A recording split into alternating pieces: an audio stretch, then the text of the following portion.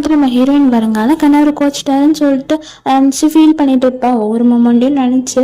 அதுக்கப்புறம் சரி டீ போகலான்னு சொல்லிட்டு போவா. பார்த்தா வந்துட்டு ரோஹன் இருப்பா. அதை பார்த்துட்டு போவா. இல்லை நான் போட்டேன் நீங்கள் போட்டுக்கோங்கன்னு சொன்னால் கேஸ் தீ வச்சு போகிறா. அவளையும் எதோ பண்ணி பார்க்குறா. சரி கேஸ் போயிட்டு தான் வந்துட்டு ரொம்ப வெயிட்டாக இருக்குது. ஸோ ரோஹனும் வந்துட்டு ஹெல்ப் பண்ணலான்னு சொல்லிட்டு ஹெல்ப் பண்ண போகிறாங்க. 2 பேரும் க்ளோஸாக இருக்காங்க. அப்புறம் தள்ளி போயிட்டு என்னோட வேலை நானே பார்த்துப்பேன் நீங்கள் போங்கன்னு சொன்னோன்னே அவனும் கோச்சிட்டு போகிறான்.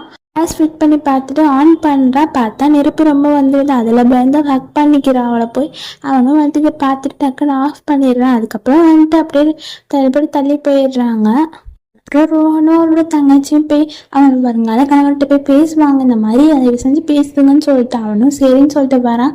வந்துட்டு சாரிலாம் கேட்குறான். சாரி கேட்டுட்டு தனியாக பேசும்போது ஹக் பண்ணிட்டு ஐ லவ் யூன்னு சொல்லி சாரி கேட்குறான். நம்ம ஹீரோயினுக்கு ஒரு மாதிரி அன்கம்ஃபர்டபுளாக இருக்குது. அவன்கிட்ட கல்யாணம் ஆக போதுனாலும் மனசு தான் ரோஹன் தான் இருப்பான். இந்த ட்ராமாவோட ஃபுல் வீடியோ விடமா கீழே இருக்க செக் பண்ணி பாருங்க. அது வரைக்கும் பை ஃப்ரெண்ட்ஸ்.